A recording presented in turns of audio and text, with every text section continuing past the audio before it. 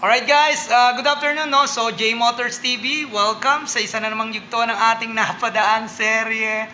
So nandito tayo ngayon sa Archway Molino, Bacoor. Yan, sa ating pangalawang pagkakataon. Yan, nandito tayo para mag-review tayo ng bagong scooter na meron sila rito no. Bagong-bago to, mainit pa to, kakalabas lang, kaka-launch lang. Alright, syempre tutulungan tayo dyan ni Sir JM. Ride with JM sa kanyang FB at saka sa kanyang YouTube account. Yan, alright?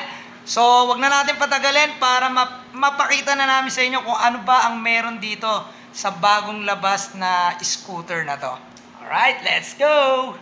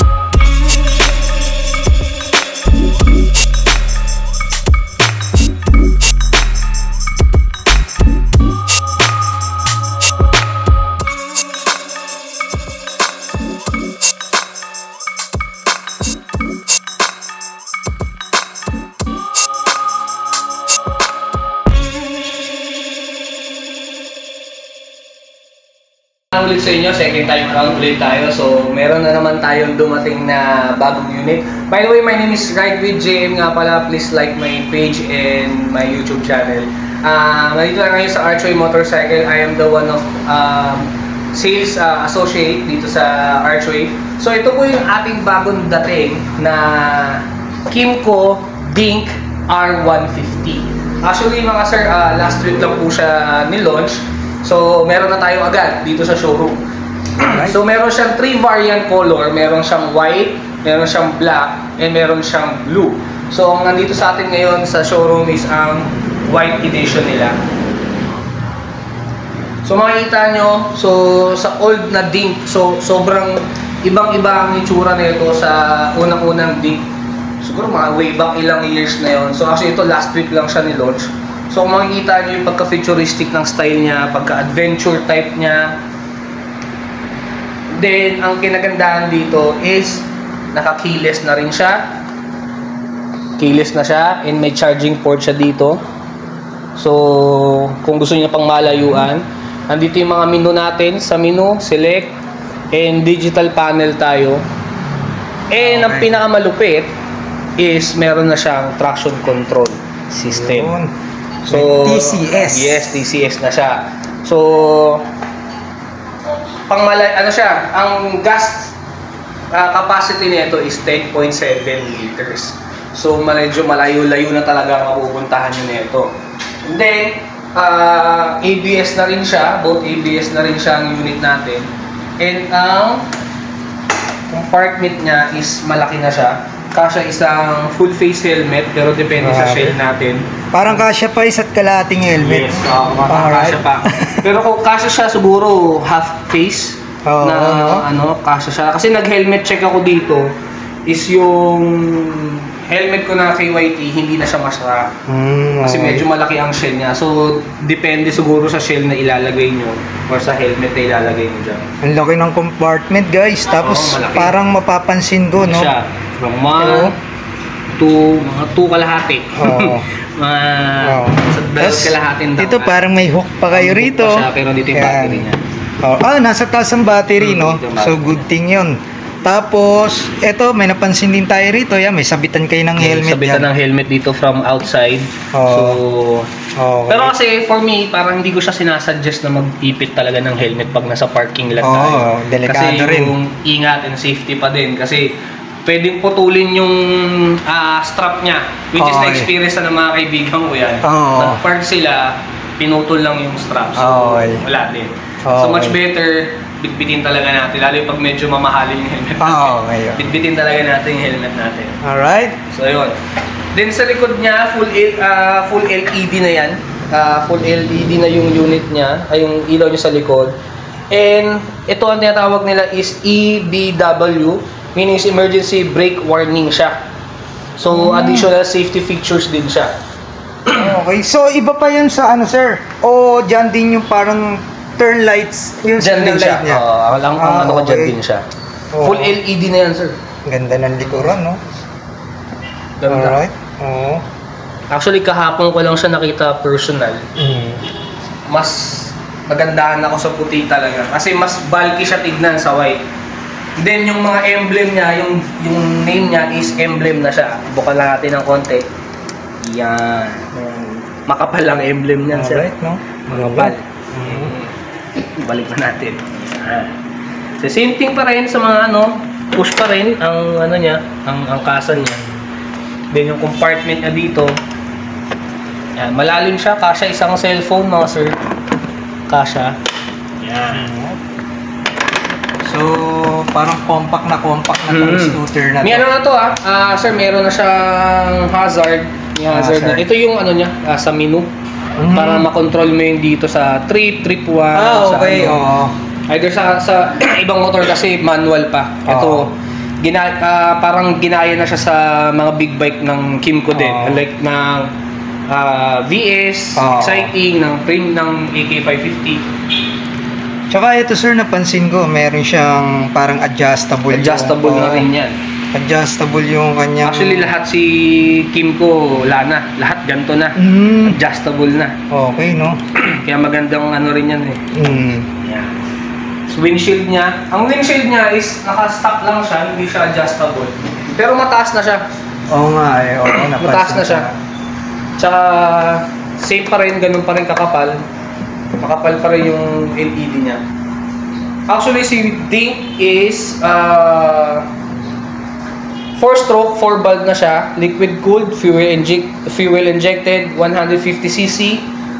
Max horsepower niya is 11.2, 8,500 RPM. Ang max torque niya is 13.2 Newton meter, 6,500 RPM na. Alright. Dry weight niya is 148 kg.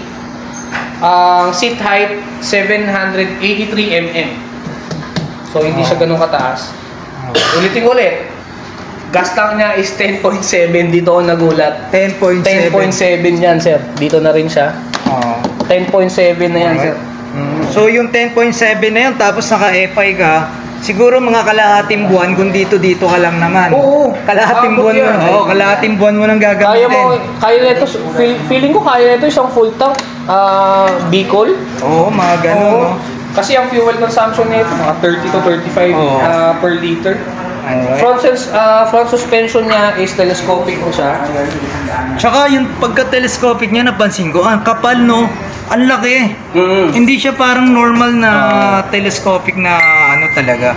And then yung front size, wheel size niya is 120 17-13. So, ang ganda. Then yung rear niya is 130 by 70-13. So 13-13. Tubeless na rin to mga sir Tubeless na rin siya. Tapos anong pangalan sir? Maxis ba? Maxis na yan sir. Maxis, no? Maxis na siya. Right, tapos additional lang, meron kayong reflector dito. Laking bagay na ito. Visible para sobrang sa visible na.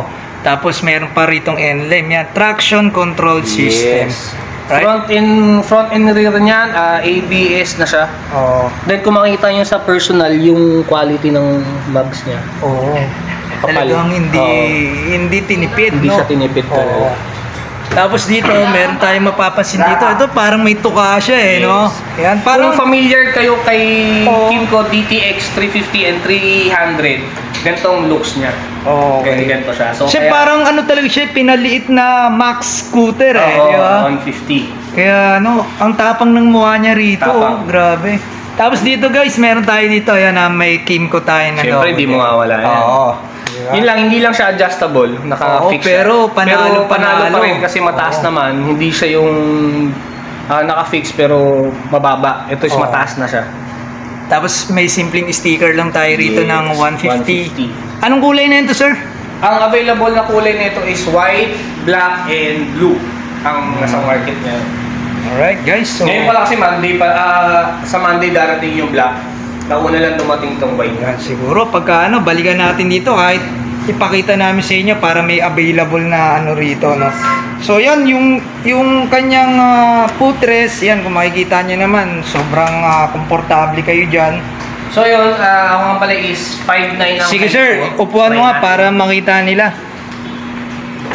Sa 5'9 na height. Sa 5'9 na height, so dito ako para makita talaga. Yan. Flat-footed ako. Yan, flat-footed yung 5'9. Right, so Hindi maliit sa akin, hindi naman sobrang laki. Sakto siya, yung riding position niya. Sa 5'9 na, Oo. sakto yung riding position niya. Then yung height ng, misa kasi ito yung misa nagiging ano ng mga rider eh. Tinatanong kung Oo. di ba tatama or something Okay. sa hangin. Sa height ko sa 5'9 hindi, saktuhan siya plus helmet pa. Oo. So mag-flow lang talaga din yung Oo. hangin niya ko sa hangin. So sa 5'9", 5'9", flat-footed. flat-footed Sir, ano yan? Nakasagad ka ng upo o yan yung tamang upo na Sagad. talaga? Yan na talaga yung tamang ano. Pero kung isasagad ko siya sa mismong upuan, kasi medyo malalim na. Oo. Ganyan, flat-footed pa rin ako. Oo, kasi nasa height. So, kahit mga siguro, tingin ko mga 5'3", kaya, oo, 5'3", oo. 5'3", 5'5". Kaya ilapat, no? Angat mo yung paa mo, sir, dito sa 5'9".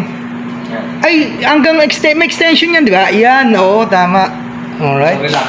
So, Sa 10.7 liters, hindi ka mapapagod. oo, hindi ka na maano. Riding position niya, for me, relax. Hindi siya parang, Oo. alam mo yun sir, yung medyo nakaganong ka, Oo. maliit, hindi. Oo. Sakto lang din siya. Okay. Pinaliit na maxi scoop, kumbaga. So yan, tignan nyo naman dito pa lang kung gaano kaganda, oh. Yan, naka-ABS yan, guys. ABS niya, front room. Grabe. Tsaka magaang, hindi siya ganun kabigat mga sir. Oo.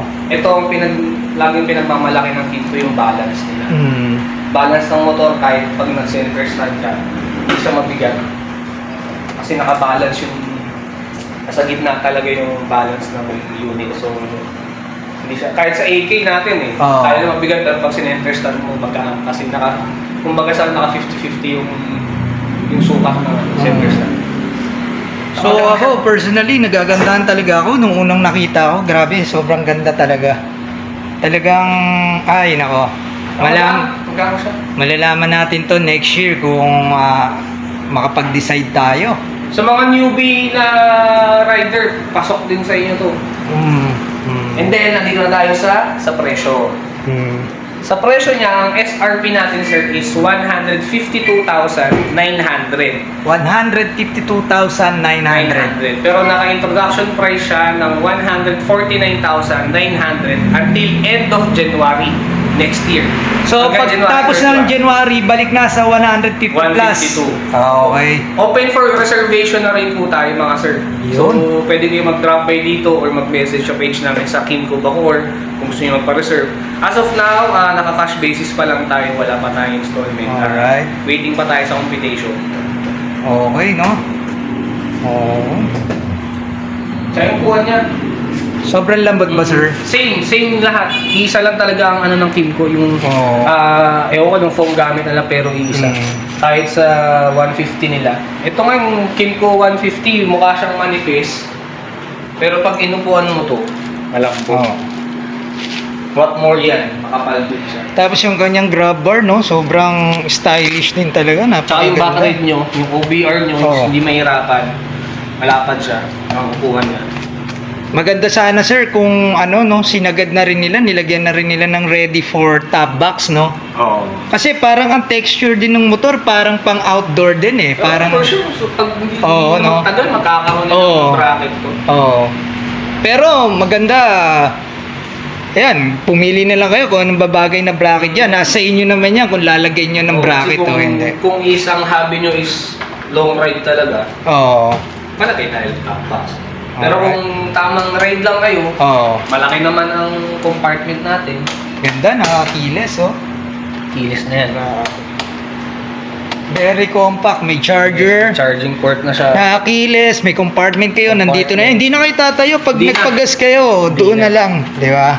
Hindi na siya. May adjustable, ang ganda. Then yung trademark ng Kimco Oo nga, no? is yung manibela niya. Oh. Hindi na talaga... Sir, yung ano na ito, side mirror, nakita mo naman kung anong itsura. Ay, ang side mirror niya is... Tingnan natin kung ano yung side mirror, kung yung parang dahon style ba o ano, di ba? Para lahat malaman nyo na. Pa makapag-decide kayo, puntahan nyo na rito. Kaso, order kayo kay sir. Ang side mirror niya is premium type talaga. So, ito yung side mirror. Yun, no? Hindi siya yung one line lang na Oo gano'n. nga, no? Ito siya. Ganito Siyempre, yung mga Kimco logo pa din. ganito yung mga matitibay na ano talaga. Grabe, parang pang max scoot talaga yung ano eh. Alright. Halos kamukha din ng side mirror ng KRV. Okay. Kung ito ang magiging itsura niya. Yun, no? So, yan guys. So yun, magpa-reserve na kayo mga sir. Hanggang meron pa tayo. So- Kasi pag feeling ko, pag ito, nagdire-diretso na magkakaroon. Oo. Oo. Eh, open for reservation naman tayo mga sir. Message lang kayo sa page namin.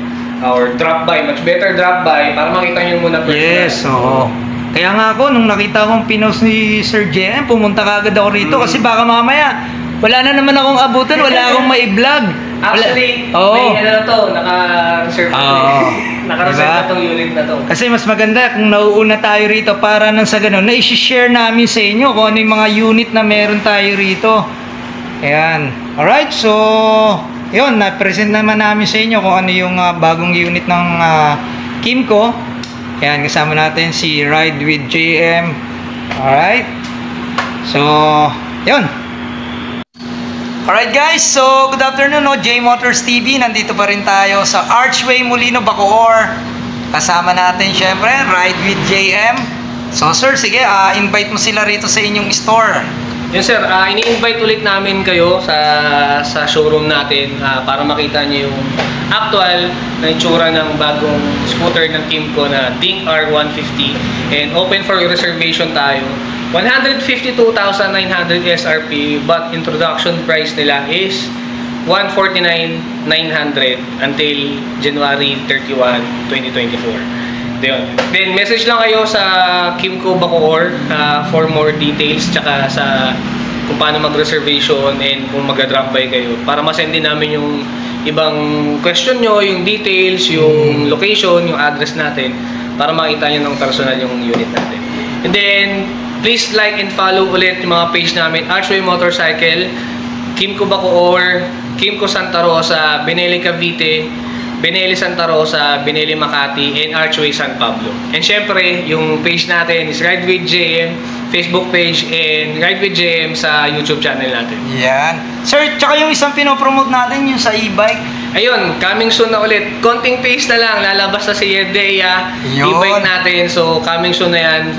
Follow nyo rin si Yadeya Cavite para updated kayo sa parating na mga unit natin. Isang available natin is iQute, Orla, and Volt Guard na e-bike natin. So, Alright. andun na mga nakapost naman sa page natin yung mga itsura and yung mga pictures ng mga e-bikes natin. Alright. So yun guys, no? So ano pa hinihintay nyo? Punta na kayo rito kasi... Open for reservation na, paunahan na kasi ito mga sir. talagang ito ngayon yung pinakamainit ngayon sa Sobra. market. Oo, kasi kung makikita nyo ng personal, kahit ako, nung nakita ko, talagang napaisip ako, ba't napabili ka agad ako ng motor? Actually ito, Diba? dumating kahapon ko lang din siya nakita personal. Oo. Naka-reserve na siya. Yun, kaya... May ano na, Siyempre, may nauna na. Oo, kaya nagte-thank you tayo no kay Sir tsaka kay Ma'am sa management ng Archway Bacoor kasi minessage tayo ni Sir na merong bagong unit May kaya bagong unit. agad-agad kahit na medyo puyat tayo, punta tayo rito kasi mas maganda yung may pakita namin sa inyo kung ano yung bagong dating na unit, At saka kung ano yung ini-expect nyo sa motor, di ba? Yes. So yun, kung di pa kayo nag-subscribe, syempre, subscribe na kayo. J Motors TV lang yan sa inyong YouTube at Facebook account. Huwag nyo kalimutan itang notification bell para updated kayo sa lahat ng video na ina-upload natin. Then, kung meron kayong mga motor na gusto nyong reviewin namin, si Sir JM, no? So, mag-message lang kayo, free to message dun sa ating Facebook or sa ating YouTube para ma-review natin, may present namin sa inyo. Alright, so sir, may po-promote ka pa o okay na? Okay na, kasi yun, yung lahat ng page namin, follow nyo yan. Tsaka huwag kayong mahiya magtanong, mag-message sa mga unit na kailangan natin. Alright, so yun, ride safe, ingat kayo lahat, God bless you all!